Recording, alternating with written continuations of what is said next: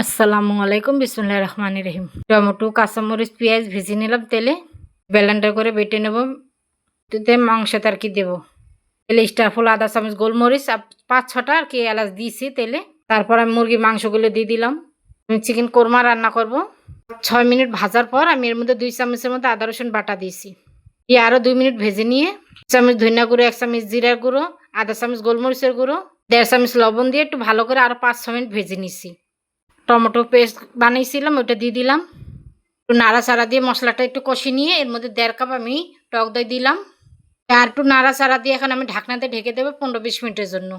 15 minute পর আমি ঢাকনাটা খুলে এর মধ্যে 1 চামচ গরম মশলা দিয়েছি, দিয়ে একটু ঢাকনাতে আবার ঢেকে দিয়েছি। অন্য পাশে কড়াইতে আমি ঘি গরম করে কাঁচামরিচ দিয়েছি 4-5টা ফেরে মাঝখান দিয়ে, পরে ভেজে ঘিয়েতে পরে দিয়ে দিলাম, দিয়ে ধনেপাতা দিয়ে দিছি।